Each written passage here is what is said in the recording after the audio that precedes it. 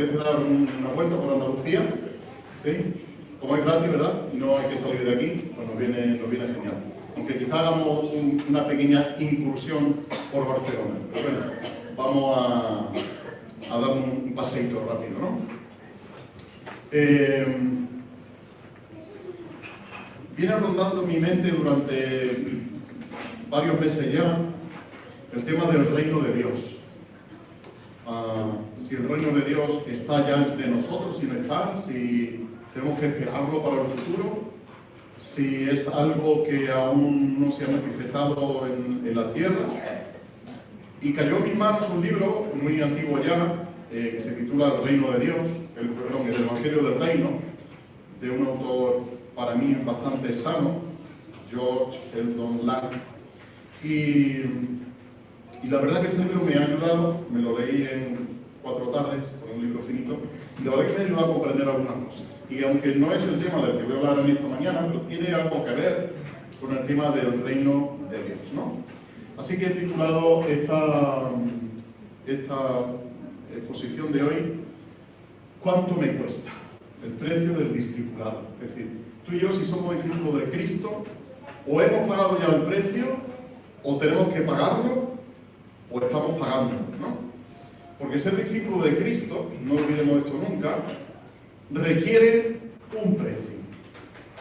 Si somos discípulos de Jesús y nos llamamos discípulos de Jesús, pero no estamos pagando el precio, tenemos que cuestionar alguna cosa, ¿no? Que si realmente estamos siguiendo al Maestro o no lo estamos siguiendo. ¿Sabéis eso alguien dónde es? ¿Alguien conoce esa ciudad? La Sagrada Familia, ¿no? Está en Andalucía. Es fija, ¿no? Allí al fondo se ve algo. Granada. Quizás con algunos se ve mucho. Bueno, aquí al fondo tenemos toda la nieve de Sierra Nevada, ¿verdad? Y eso es Granada, menos esas 2 torres. Eso se supone que debería de ser Granada, ¿vale? Esas 2 torres se supone que deberían estar en Granada, ¿sí?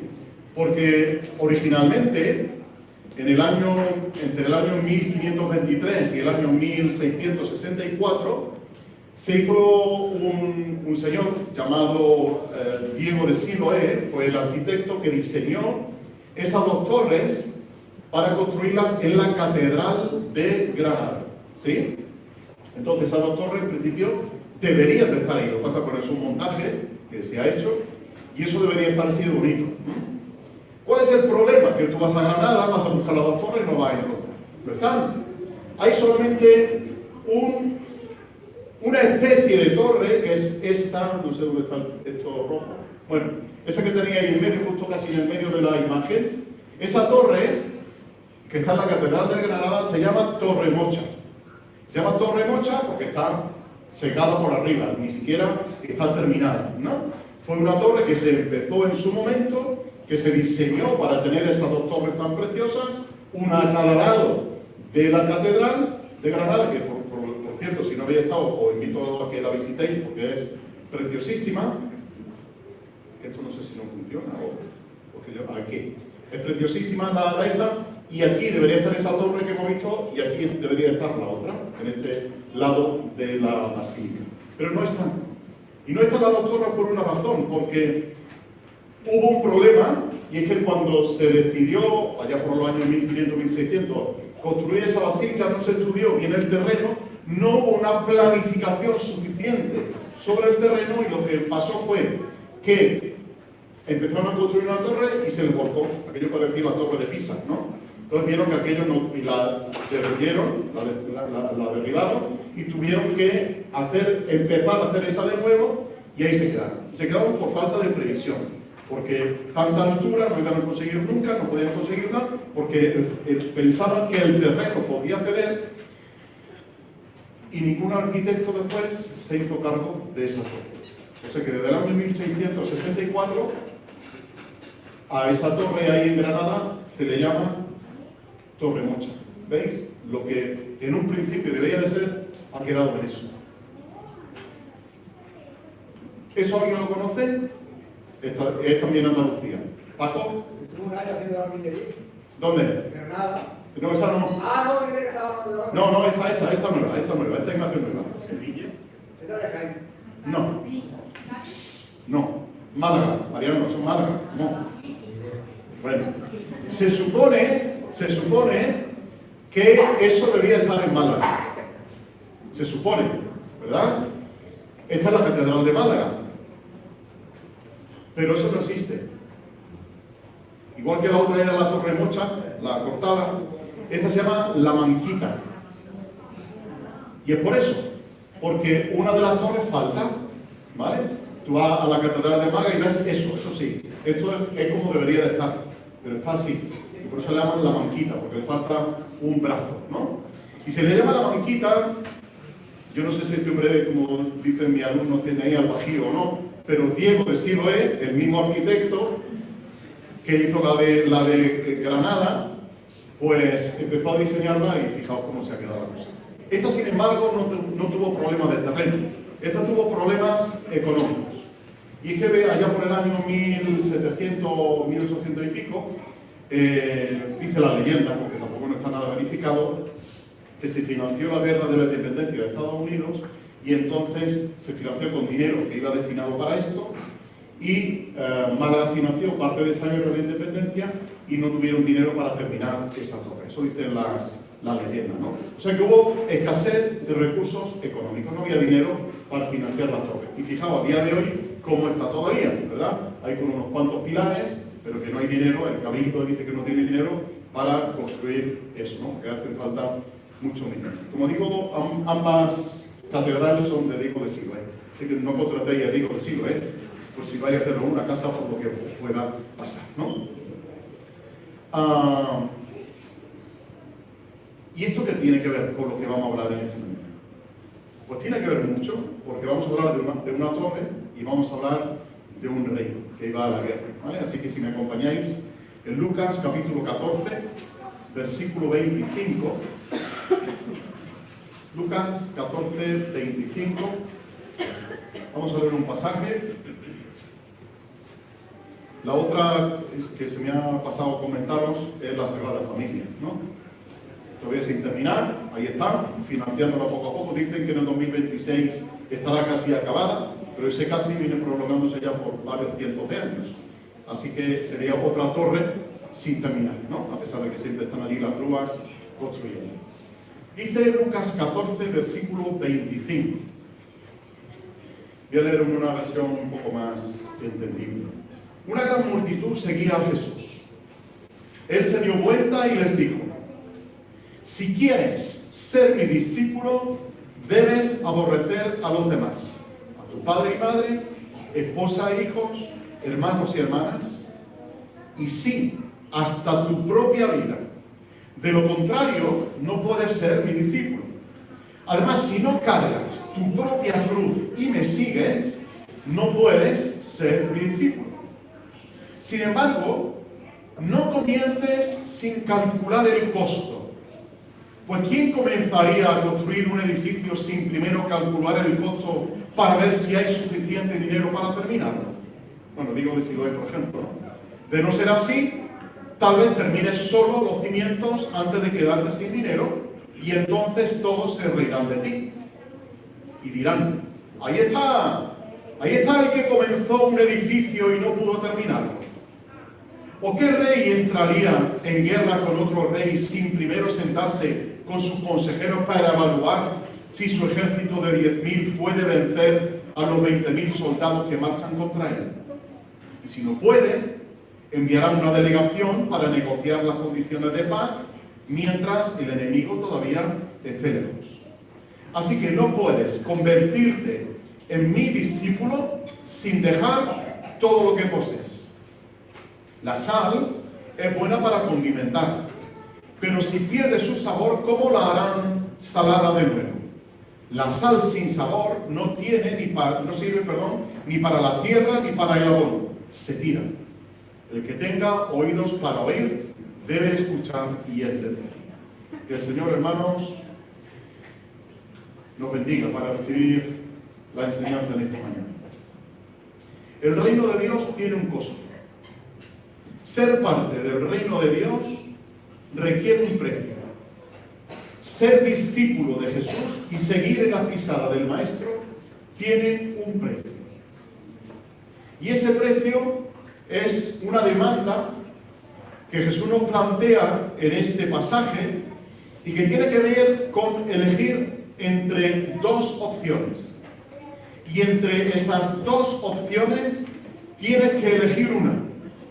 Y cuando hayas elegido una, debes de entregarte al máximo y al máximo del todo a esa opción que has elegido. Por eso Jesús enfatiza esto con dos parábolas. Ya sabéis que una de las funciones de las parábolas es aclarar algo que no se entiende. Traer un ejemplo conocido para explicar un concepto que no termina de entenderse correctamente. Jesús fue el mejor contador de historias, de parábolas, en su época. Y él, como sabéis, las usa mucho, sobre todo para explicar el concepto del reino de Dios, ¿no? Y cuando él habla del reino de Dios, pues tenemos todas esas parábolas que los eruditos clasifican en parábolas del reino. Le ponen ese nombre. Y esta es una parábola que tiene que ver, o dos parábolas y una metáfora, como vamos a ver, que tienen que ver con el discipulado, con el precio que el discípulo tiene que dar. La pregunta o la demanda que Jesús hace, fijaos, esa gran multitud que le sigue, él se da la vuelta y no habla en plural, sino que habla en singular. Hay una gran multitud, miles de personas, cientos de personas, no sabemos, simplemente Lucas lo especifica de esta manera, y Jesús habla en singular. Y quiere hablarle a cada persona en particular de todos los que están allí. Si quieres ser mi discípulo.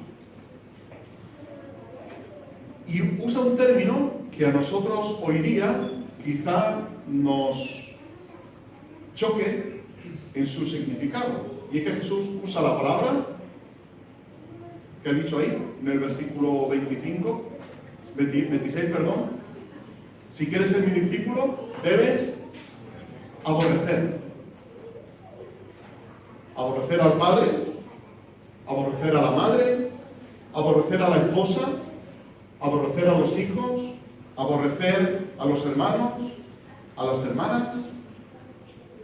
¿Cómo Jesús pide que aborrezcamos a alguien? Si nos pide que amemos al prójimo como a uno mismo. Debes aborrecer a los demás. La palabra aborrecer para nosotros puede tener un significado de odiar, de rechazar, de no mostrarle amor ni respeto a esa persona. Pero la palabra aborrecer, en un sentido bíblico, tiene que ver con elegir entre, ¿sí?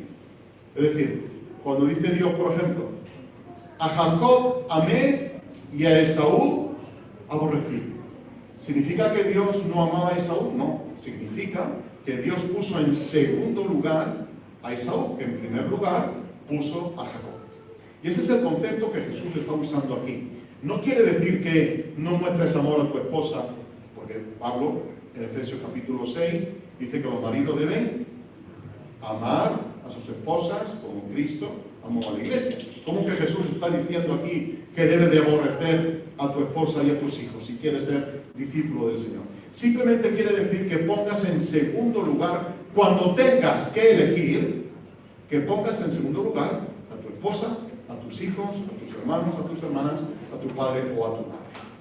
De modo que Jesús nos lanza la pregunta y es: ¿quién será primero cuando tengas entre dos opciones? Si tienes que elegir entre mí y tu esposa o tus hijos, tu padre, tu madre, tus hermanos, tus hermanas, ¿a quién elegirías? Esa es la pregunta que Jesús está lanzando. Tiene dos opciones. ¿A quién elegirías? Y uno puede pensar, bueno, yo puedo elegir a los dos. Pero la pregunta de Jesús no va por ahí. La pregunta de Jesús es: en caso de que tengas que mostrar lealtad, ¿a quién vas a poner primero? Hijos, que estáis aquí. Si nosotros, vuestros padres, os decimos que hagáis algo que va en contra de la voluntad de Dios o de los preceptos de Dios, no nos hagáis caso. Hacedle caso a Dios. ¿Sí? Porque si tenemos que elegir en la lealtad, que es lo que Jesús nos está diciendo, ¿a quién vamos a elegir? ¿Obedecer a Dios? ¿Obedecer a los hombres? ¿Os acordáis de esta frase de dónde viene? Hechos, capítulo 4, versículo 19, cuando los discípulos están delante del Sanedrín, delante del concilio, y le dicen el concilio: señores, tenéis prohibido terminantemente por ley salir y predicar el evangelio del reino. ¿Y sabéis lo que le dicen los discípulos? Mirad, muy bien, nos parece muy bien lo que acabáis de decir como concilio, que podéis dictar las leyes que hay. Pero es necesario obedecer a Dios antes que a los hombres. La Biblia nos manda que seamos leales a las autoridades y que respetemos a las autoridades.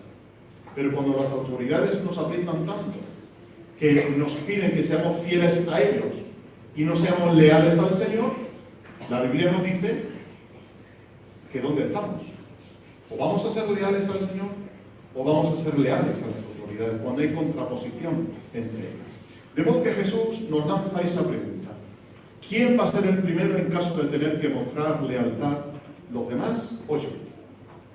Si volteáis un par de páginas en el capítulo 12 de Lucas, en el versículo 49, dice Jesús lo siguiente: yo he venido para encender con fuego el mundo y quisiera que ya estuviera en llamas. Me espera un terrible bautismo de sufrimiento y estoy bajo una carga pesada hasta que se lleve a cabo. ¿Pensáis que vine a traer paz a la tierra? No. Vine a causar división entre las personas. De ahora en adelante, las familias estarán divididas. 3 a mi favor y 2 a mi contra. O 2 a mi favor y 3 en contra. Habrá divisiones. El padre estará contra el hijo y el hijo contra el padre, la madre contra la hija contra la madre, la suegra contra la nuera y la nuera contra la suegra. Va a haber oposición, va a haber enfrentamiento. Hay que elegir. Y Jesús pide lealtad a Él o lealtad a los demás cuando están en oposición a Jesucristo. ¿A quién vas a ser leal?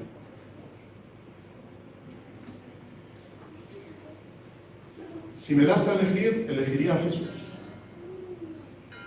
Jesús es el único, dice Dietrich Bonhoeffer, Jesús es el único contenido. A ver, las chicas que me ayuden, estas que son seguidoras de Rosalía. Se han traído porque saben que la canción, bueno, es de la greca, luego la cantaron los Chunguitos y ahora la canta Rosalía. Si me das a elegir entre tú y la riqueza, ¿qué más sigue? ¿Cómo sigue? No, dice, si me das a elegir entre tú y la riqueza, con esa grandeza que lleva consigo, hay amor, me quedo contigo. ¿Sí? Si me das a elegir, y esta es la pregunta de Jesús. Si tienes que elegir, ¿a quién vas a elegir?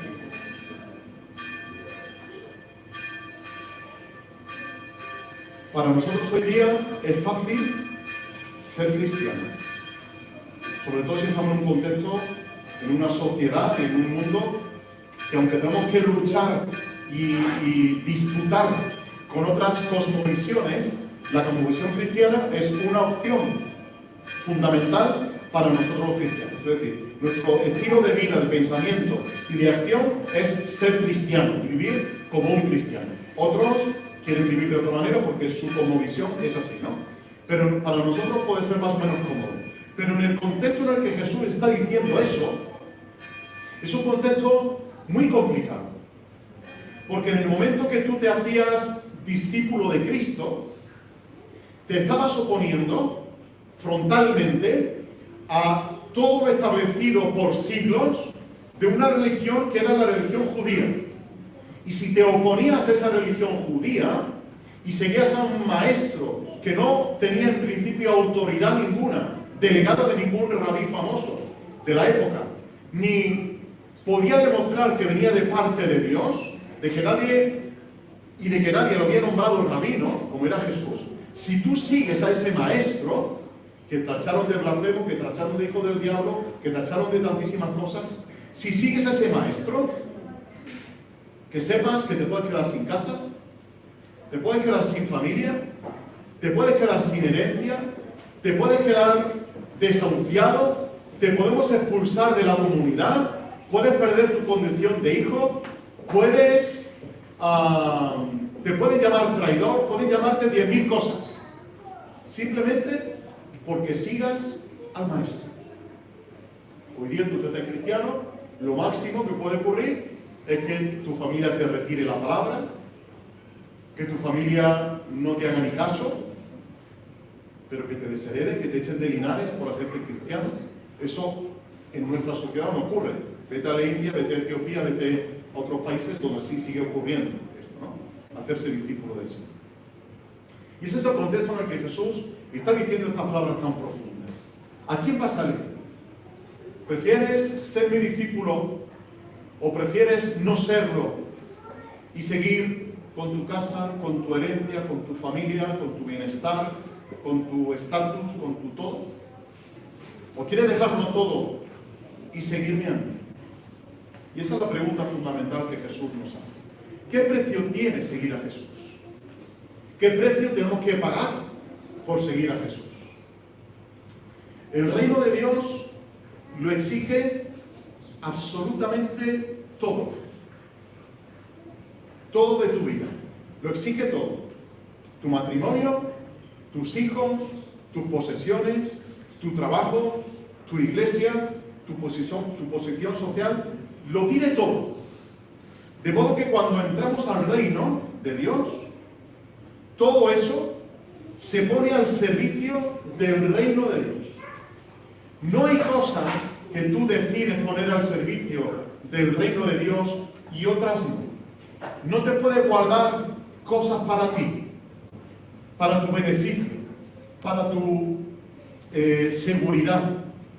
Uno tiene que renunciar, incluso dice Jesús aquí, en la segunda parte del versículo 26, que tienes que aborrecer todo eso, dice, y hasta tu propia vida. Hasta tu propia vida. Renunciar a que tú seas el centro de tu vida.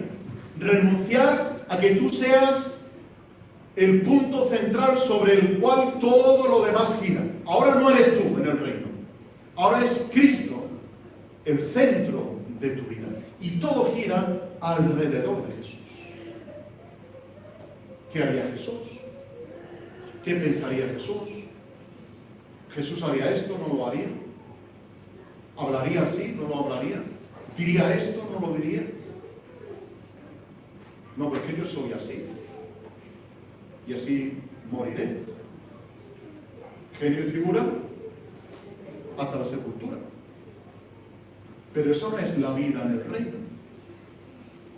La vida en el reino es seguir a Jesús, pensar como Jesús, hablar como Jesús. Por eso dice Jesús, debes aborrecer hasta tu propia vida. De lo contrario, tienes la opción de elegir. No olvidemos esto nunca. Hay opciones para elegir.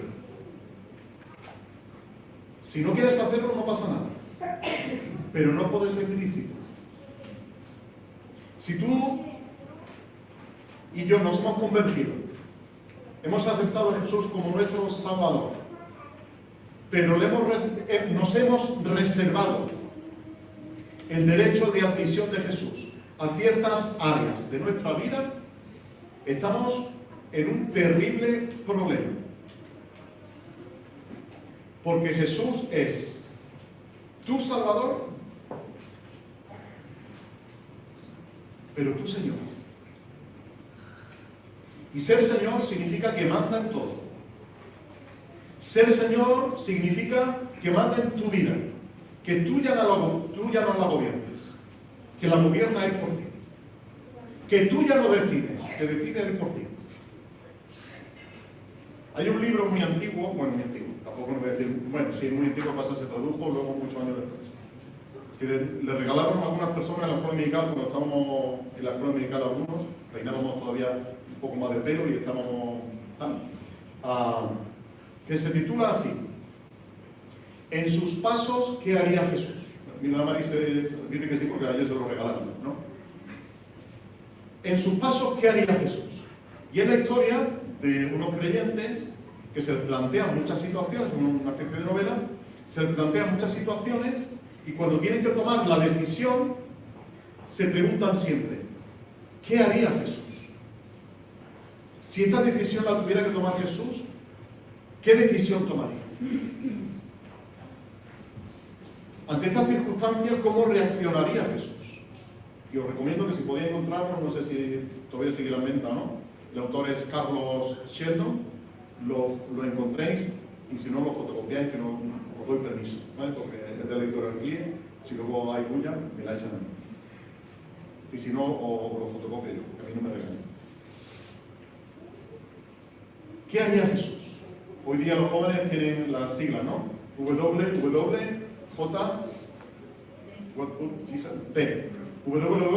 en inglés.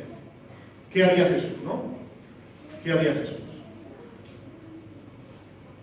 Tomar la cruz no es decir, pues me tengo que aguantar por la vida que tengo, me tengo que aguantar por la esposa, me tengo que aguantar por el marido, me tengo que aguantar con el trabajo, me tengo que aguantar con el jefe, me tengo que aguantar. Eso no es tomar la cruz. Me tengo que aguantar por la gente de la iglesia, esa es la cruz que tengo. Eso no es tomar la cruz. Tomar la cruz, dicho en el contexto en el que Jesús dice esto en el versículo 27, además si no cargas tu propia cruz y me sigues, no puedes ser mi discípulo. Cuando Jesús dice esto, es que el que lleva la cruz en esa época, el que lo veía, que llevaba la cruz, sabía que esa persona iba derecha a la muerte. No era que tienes que llevar la cruz de aquí hasta allí y aguántate hasta que llegue allí. No era eso.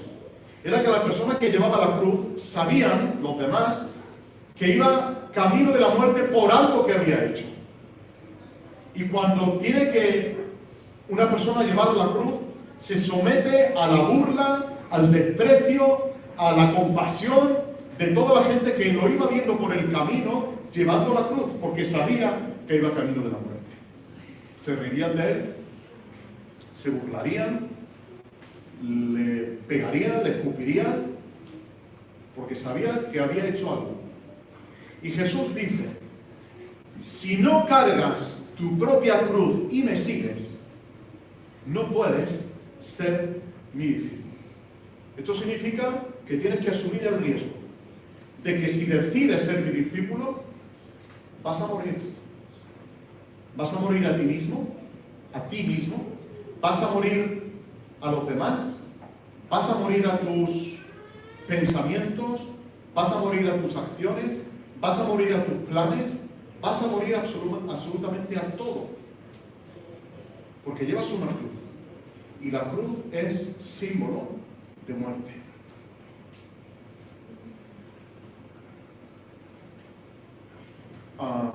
Ayer estuvimos en Arjona, unos por la mañana, otros por la tarde, pero en Arjona, que está ahí al lado de de Andújar. Yo nunca había estado, ayer fue la primera vez que fui, un pueblo muy bonito, por cierto. Hay una cripta en Arjona, luego la buscáis, se me olvidó traer una foto. Hay una cripta en Arjona que mandó construir un varón que allí había, un varón con B, no con V, un varón de todo de dinero, se llama Varón de Velasco. Y este hombre hizo una cripta para traer los restos fúnebres de sus padres que estaban enterrados en un cementerio, y él dijo, le voy a hacer a mis padres una cripta donde pueda enterrarlos dignamente y donde tengan una especie de mausoleo muy grande, ¿no? Con una bóveda y todo, y meterlos allí y que descansen sus restos en paz, ¿no? Y este hombre, el Varón de Velasco, mandó traer mármol de Italia, el mismo mármol que se usó para la construcción de la estatua de David y Miguel Ángel. Trajo mármol para el suelo también de una zona de Italia donde hay mármol muy preciado. Y las teselas, chiquititas así como una uña aproximadamente, con la que está hecho toda la cripta están bañadas en oro de 24 quilates. Es una cripta preciosísima. Si tenéis oportunidad de verla, os invito a que la veáis. Pues este varón invirtió todo lo que tenía en la construcción de esa cripta. Se quedó arruinado por construir esa cripta. Lo dio todo. Asumió el riesgo de quedarse sin dinero porque sus padres tuvieran un lugar donde reposar, según su idea, ¿no? Su pensamiento. Lo invirtió todo. Luego vino la guerra civil, destruyeron medio aquello, pero bueno, ahora lo están reconstruyendo y se puede visitar. El reino lo requiere todo. Este hombre se empeñó en hacerle eso a sus padres y lo dio todo, al punto de arruinarse. Y nosotros somos algunas veces muy rácanos con el reino, somos muy rácanos con el Señor, pero las palabras del Señor en Marcos capítulo 10 y versículo 29 deberían de retumbarnos en los oídos más de una vez. Marcos 10, 29. Ya sabéis, aquello de más fácil que un camello pase por el ojo de una aguja que un rico entre en el reino de Dios. Y Pedro le dice, Señor, nosotros hemos dejado todo para seguirte. Así es, dice Jesús. Y os aseguro que todo el que haya dejado casa o hermanos o hermanas o padre o madre o hijos o bienes por mi causa y por el Evangelio, recibirá ahora a cambio 100 veces más el número de casas, hermanos, hermanas, madres, hijos y bienes junto con persecución. Y en el mundo que vendrá esa persona tendrá la vida eterna. Pero muchos que ahora son los más importantes, en ese día serán los menos importantes. Y aquellos que ahora parecen menos importantes, en ese día serán los más importantes. No hay nadie que haya dejado eso que no reciba ahora 100 veces más. Dejas un hermano, recibes 100. Dejas una madre, recibes 100. Dejas un padre, recibes 100. Dejas hijos, recibes 100. Bueno, muchos hijos son, pero muchos. Veis el significado de la palabra de Jesús, ¿no?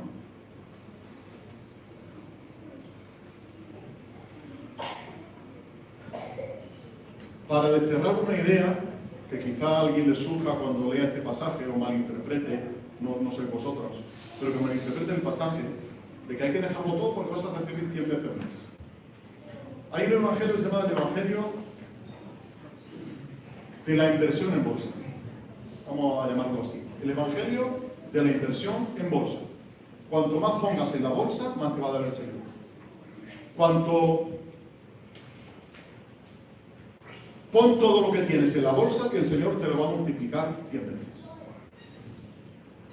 Es un error de concepto y de fondo, ¿no? Y es, como yo he escuchado a algunos decirlo, vacía tu bolsillo, así literalmente, vacía tu bolsillo de dinero y Dios te lo llenará de bendiciones. Pero el dinero no lo veo yo, ¿no? El que ha dicho eso, al final es el que se queda con el dinero. Tú te quedas sin dinero en tu bolsillo y Dios te lo va a llenar de bendiciones. Eso es un evangelio retributivo. Eso es un evangelio que tú das para que Dios te dé, ¿no? Tú das uno y Dios te va a dar 100. Bueno, eso no hay ninguna promesa que aparezca en la Biblia que diga eso. Lo que Jesús está diciendo en Marcos capítulo 10 es que el que quiera seguirle y deje todo eso, que no se preocupe, que va a tener mucho. Que no se preocupe por eso que ha dejado uno, que va a tener mucho más. Que no se agobie, que Dios es un Dios fiel y va a proveer de lo necesario para esa persona, ¿no? De hermanos, de hermanas, de padre, de madre, en el contexto en el que, como hemos dicho, se han dicho estas palabras. Y Jesús usa estas dos parábolas, la parábola de este hombre que pretende hacer una torre y del rey que va a entrar en guerra y no sabe si va a poder vencerlo. Y estas dos parábolas y la metáfora después de la sal son muy sencillas de entender, porque son ejemplos en base a lo que Jesús ha dicho en los versículos 26 a 27. La primera parábola, lo que Jesús está diciendo es: siéntate, calcula si puedes permitirte seguirlo. Es decir, que decidir seguirme tiene que ser algo razonado. Quizá hemos pecado demasiado en vender el evangelio demasiado barato. No, conviértete, levanta tu mano, ven al frente, sálvate, ya eres salvada, se acabó, no, un momento. El ser discípulo de Jesús y el seguir a Jesús requiere de algo. Y requiere de pagar un precio. Y Jesús lo dice con esta palabra. Sin embargo, dice el versículo 28, no comiences sin calcular el precio. La salvación no es barata, hermanos. La gracia no es barata. La gracia es muy costosa. Porque a ti no te puede costar la salvación, pero a Cristo le ha costado la vida. Por lo tanto, la primera parábola tiene que ver con esto. Siéntate y calcula si puedes seguirme. La segunda es, siéntate y calcula si puedes permitirte el lujo de rechazar mis exigencias. ¿Veis el concepto un poco diferente, no? La primera, siéntate y calcula el precio. La segunda, siéntate y calcula si cuando yo venga con mi reino para vencerte, me puedes hacer frente o no. Si te puedes permitir el lujo de enfrentarte a mí o no. ¿Qué es lo que ocurre con ese rey, no? El rey sabía que venía la guerra, que le venía encima otro ejército invasor, que el otro viene con 20.000, que yo tengo 10.000 y que sí o sí me van a vencer. Pero puedo pedir condiciones de paz. Y ante ser avasallado por el reino que viene, me rindo. Me rindo. Y eso es lo que Jesús dice aquí. Cuando yo venga con mi reino, avasallándote, ¿te vas a permitir el lujo de hacerme frente? Porque mi reino es mucho más poderoso que tú. Mis pretensiones son mucho más fuertes que las tuyas. No puedes resistirte a mi reino. ¿Qué vas a hacer entonces? ¿Luchamos? ¿O prefieres que firmemos la paz? El constructor decide si quiere construir la torre o no. Pero para decidir eso, se sienta y mira a ver si tiene el precio. Y que no le ocurra como a la Torre Mocha o a la Banquita, que empiezan a construir y al final se queda aquello sin terminar. Y será la burla, pues, de todo el que pase por allí, ¿no? El rey tiene que actuar obligatoriamente. Sí o sí tiene que hacer algo. O se rinde y firma la paz, pide condiciones de paz, o te avasallan. Tú decides. Pero tienes que actuar obligatoriamente. No se puede permitir el resistir a uno que viene con más fuerza que él. Tiene que actuar ante la invasión. El libro de los Proverbios, capítulo 20, versículo 18, dice precisamente eso. Que a qué rey se le va a ocurrir que cuando vino otro reino contra él, enfrentarse, sabiendo que es más poderoso, ¿no? Encima le duplican el número de soldados. Te van a machacar sí o sí. ¿Quieres saltar? Dice la primera parábola. ¿Quieres saltar? Salta. Si quieres saltar, salta. Pero la segunda parábola dice, asegúrate de saltar en la dirección correcta. Si yo quiero saltar ahora, tengo dos opciones. O salto para acá, lo cual me supone 2 centímetros que tiene la tarima esta, o salto para allá con el riesgo de que me pegue con la silla, de que me torza un tobillo y de que más bien Germán después me tengan que llevar al hospital y curarme con la primera atención, ¿no? ¿Quiero saltar? Lo voy a decidir yo. ¿He tomado la decisión de saltar? Sí. ¿Pero hacia dónde vas a saltar? ¿Hacia aquí o hacia aquí? Lo vas a hacer. Vas a seguir a Jesús. Pero asegúrate de que cuando vayas a saltar, sea el lugar correcto donde vas a saltar. En esta época, hablar de un rey que empieza a construir de un señor que empieza a construir una torre y que no la acaba, era una vergüenza. Ellos tenían un sentido muy profundo del honor y la vergüenza en aquella sociedad, ¿no? porque la gente se va a reír de ti, te van a ver construyendo y dirán, mira, este es el que empezó la torre, ¿no? El que empezó la torre y no lo pudo terminar porque no calculó el precio. Y ahora mira, tiene la torre bien construida y ni es torre ni es nada, ¿no?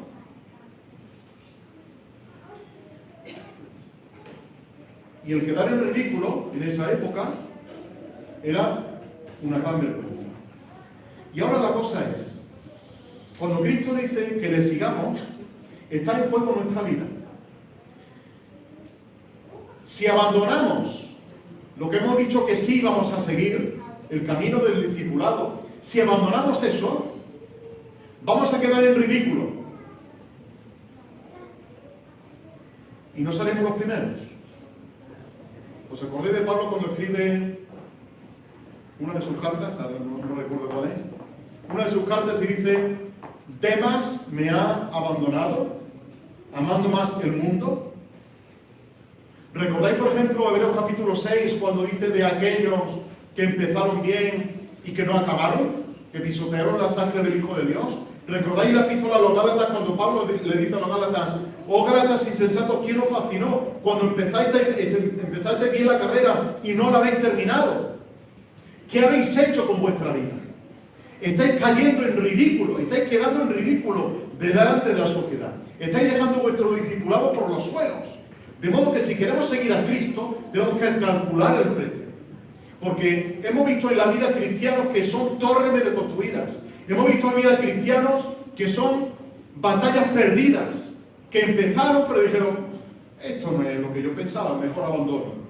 Y han abandonado la fe, han abandonado al Señor. No estoy diciendo han abandonado a la iglesia, han abandonado al Señor, han abandonado la fe. Y luego viene la pregunta: bueno, pero ¿serán salvos o no serán salvos? Bueno, el Señor conoce los que son suyos, sí. Indudablemente el Señor conoce los que son suyos. Pero apártese de iniquidad el que invoca el nombre del Señor. Y Jesús demanda de nosotros que una vez, no puedo evitar pensar siempre en esa canción, ese corito: tú que has puesto tu mano en el arado. Manoli, te la recuerdas, ¿verdad? Tantas veces hemos cantado en aquella cocina. Tú que has puesto tu mano en el arado, no vuelvas tu mirada nunca atrás. Sigue a Cristo como fiel soldado y al momento recompensa tú tendrás. ¿Os acordáis del corito? Bueno, luego si queréis lo cantamos, ¿no? Pero el versículo de Lucas 9:62. Aquel que ha puesto su mano en el arado no debe de mirar atrás, porque tiene que mirar hacia adelante, tiene que mirar el surco que está haciendo. No puede mirar nunca hacia atrás. Ser discípulo, hermanos y hermanas, significa quemar los puentes que nos permitirían retroceder. Me aventuro a seguir a Jesús, pero me voy a asegurar de algo aquí por si quiero volver. No, Señor, requiere quemar esos puentes, de modo que no tengas alternativa ninguna para irte para atrás. Eso implica seguir a Jesús. Eso implica llamarse cristiano. Eso implica llamarse discípulo del Señor. La cancioncilla o el corito de he decidido seguir a Cristo debería de ser más que un corito, hermanos. Debería de ser una canción que declara nuestro estilo de vida, de que he tomado la decisión de seguir a Cristo y que no me vuelvo atrás. De que he quemado los puentes, en el caso de que pudiera retroceder. Hay un versículo escondido en el libro de los Hechos, escondido porque no se suele mencionar mucho. Hechos capítulo 26, versículo 20, que dice, está Pablo ante Agripa, le dice en el versículo 19: por lo tanto, rey Agripa, obedecí esa visión del cielo, ya todos la conocemos. Primero les prediqué a los de Damasco, luego en Jerusalén y por toda Judea, y también a los gentiles. Le predicó esto: que todos tienen que arrepentirse de sus pecados y volver a Dios, ¿sí o no? Esto es ser salvo, arrepentirse de los pecados y volver a Dios. Segundo lugar, demostrar que han cambiado por medio de las cosas buenas que hacen. Arrepentirse y demostrar que han cambiado por medio de las cosas buenas que hacen. Un cristianismo sin discipulado, dice de nuevo Dietrich Bonhoeffer, un cristianismo sin discipulado es siempre un cristianismo sin Jesucristo.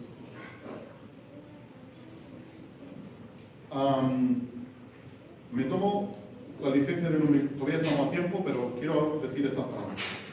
Cuando Pablo en Gálatas 5 nos habla de que andemos en el Espíritu, y cuando Jesús llama a sus discípulos a seguirle, en ese contexto conocían a un filósofo llamado Aristóteles. Ese filósofo griego formó una escuela que se llama la escuela peripatética. No porque fueran patéticos, pero la palabra peripateo, que es donde viene la palabra peripatético, es una palabra que significa aprender mientras vas andando.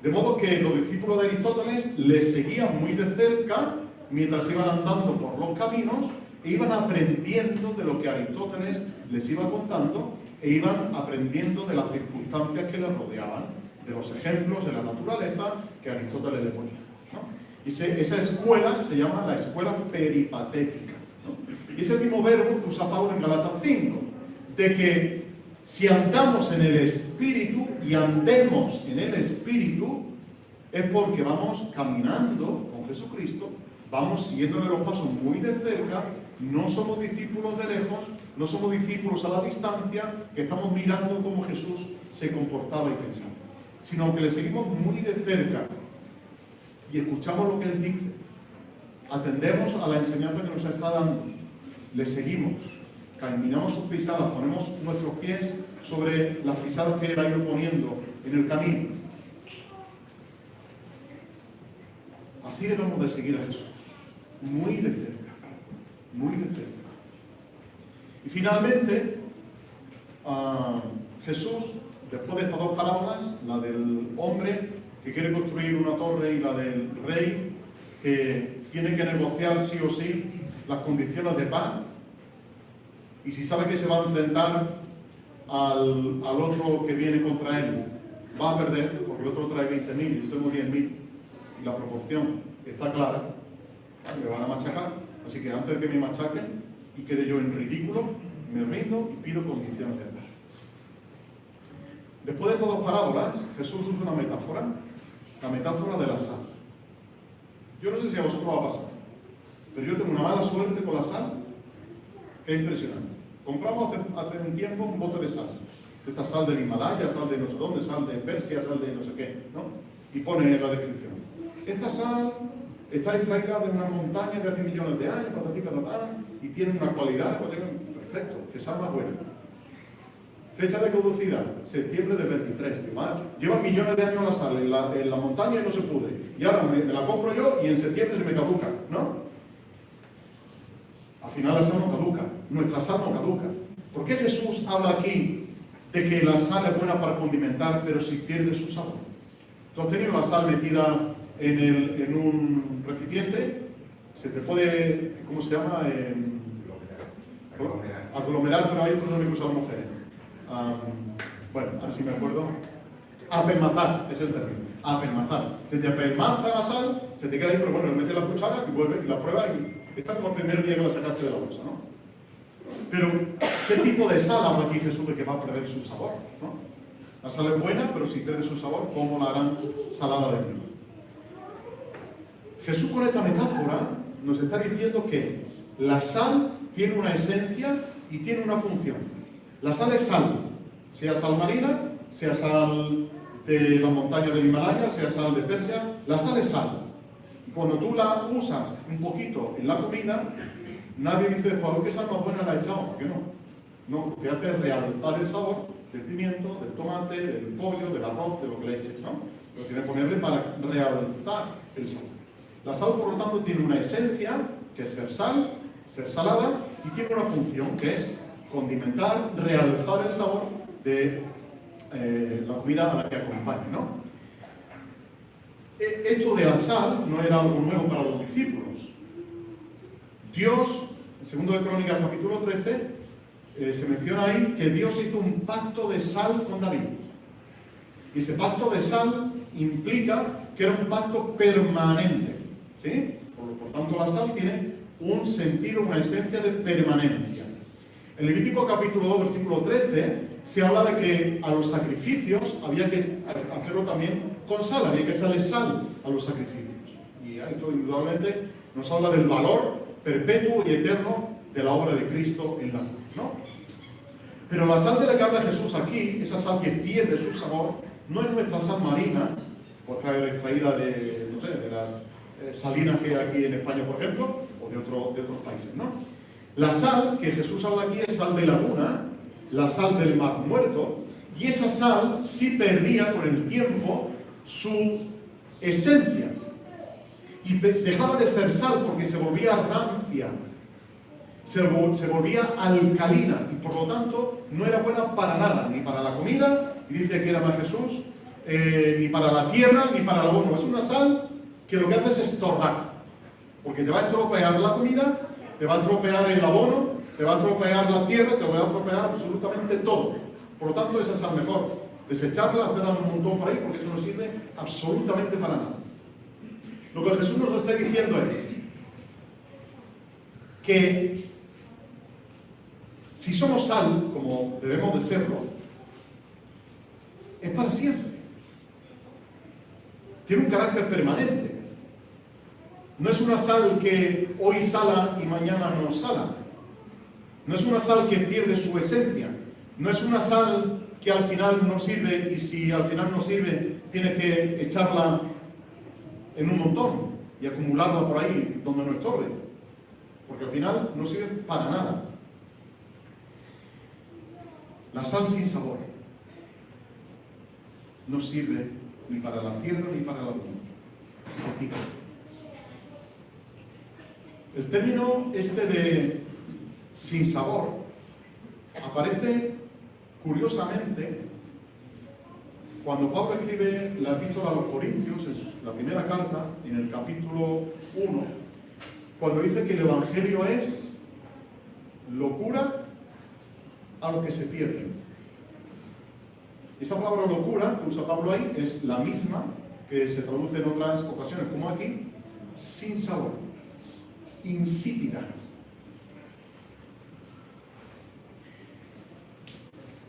Nuestra vida, cuando pierde la sal, hermanos, se convierte en una locura.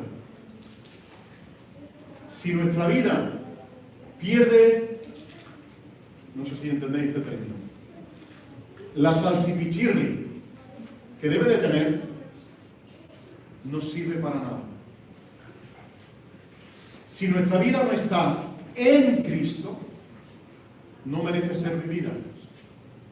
No es una vida buena para vivir, es una vida que no sirve para nada, porque no tiene la sal que adereza y que da sabor a nuestra vida. Es una vida inútil. ¿Recordáis Pablo cuando escribe la carta a los Filipenses? En el capítulo 3 empieza a describir su currículum vitae: hebreo de hebreos, fariseo exigente cumplidor de la ley, celoso de Dios, a tal punto dice él que perseguía a la iglesia de manera consciente y sabiendo lo que estaba haciendo, porque tenía celo de Dios. Soy hebreo de hebreos, soy de la tribu de Benjamín, soy tal, soy cual. Dice, pero todo eso para mí es basura, no sirve absolutamente para nada. Cuantas cosas eran para mí ganancia las he dejado, las he estimado como pérdida por amor a Cristo. Y Pablo se enfrentó a esto que Jesús dice aquí: si no aborreces a padre, a madre, a hermanos y hermanas, y no dejas todo lo que tienes, no puedes ser mi discípulo. Y Pablo lo dejó todo por tal de seguir a Jesús. Lo estimó todo como pérdida, lo estimó todo como basura por tal de seguir a Cristo. Conclusión. No son las campanas que acaban. Si quieres ser un discípulo de Jesús, piénsatelo antes de empezar. Repito, si quieres ser un discípulo de Jesús, piénsatelo antes de empezar. Calcula el precio. Y si no estás dispuesto a pagarlo, no quedes en ridículo, no lo sigas. Punto, no pasa nada. Dedícate a otra cosa. Pero uno puede estar allí y aquí. Uno no puede estar siguiendo a Cristo de lejos. Uno no puede estar siguiendo a Cristo a ratos, a días, a semanas. Así que piénsatelo antes de empezar. Pero te digo una cosa, como el reino de Dios venga a tu vida, no podrás resistirlo. Como venga con ímpetu, no podrás resistirlo. Y vas a tener que firmar un acuerdo de paz con Dios por medio de Jesucristo. Así que asegúrate de qué va a pasar con tu vida. Porque si quieres seguirle, hay que pagar el precio. Pero como venga el reino y te invada, la llevas claras. Porque te va a vencer. Y hay que estar en paz con ese que viene. Dios exige de esa manera. Y si eres un creyente ya de años y sigues a Jesús de lejos, a la distancia, para no implicarte demasiado con toda esa mala gente que le sigue, con esa gente que no merece mi compañía, pero yo prefiero estar aquí, escucho algunas cositas de Jesús, prefiero no mezclarme, que no me identifiquen demasiado, pero tampoco no me gusta la compañía que Jesús lleva. Si eres un creyente ya de años y sigues a Jesús de lejos, sin compromiso, sin renuncia, sin haber dejado cosas atrás, es momento de ajustar cuentas con Dios. Es momento de sentarnos, de pararnos, y ahora os pido que en cuanto acabemos, que me quedan 30 segundos, en cuanto acabemos, que tengamos cada uno un tiempo de reflexión ahí en nuestro corazón, en nuestra intimidad con Dios, pensando en nuestra vida, pensando cómo estamos con el Señor, pensando si nos hemos apartado del grupo de discípulos o estamos de verdad siguiéndole los pasos muy de cerca a Jesús, y decidir si vamos a seguirle con todas las consecuencias o no. Porque el reino exige, el reino pide y el reino demanda. Muchas veces usamos el texto de Isaías 1:18. Si los músicos pueden pasar ya por aquí, Cabo, si queréis pasar ya, cantamos primero de los sabinos. Isaías 1:18 lo solemos usar mucho para los inconversos. Venid y estemos a cuenta, ¿no?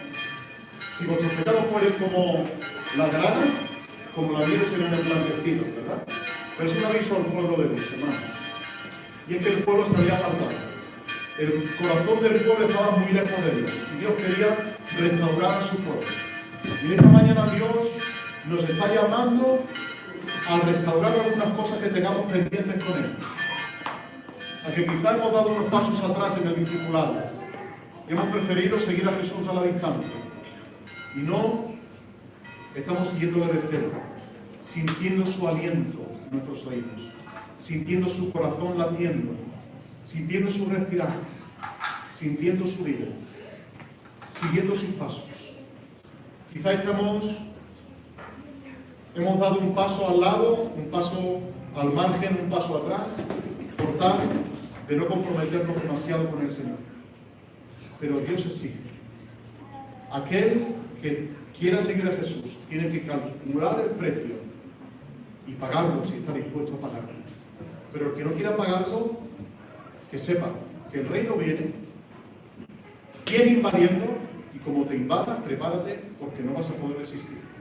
Y si no puedes resistir, estemos a cuenta con Dios, porque Dios es así. Así que vamos a tomar un minuto cada uno en nuestra intimidad delante del Señor, orando y pidiéndole. Y si hay algo que Él tiene que restaurar en nuestra vida, que Él lo haga. Que Él es nuestro Maestro. Seguir el Maestro no importa sufrir, aunque haya enemigos y obstáculos mil. Siguiendo la senda, no retroceder, mirando al Maestro. Seguir al Maestro.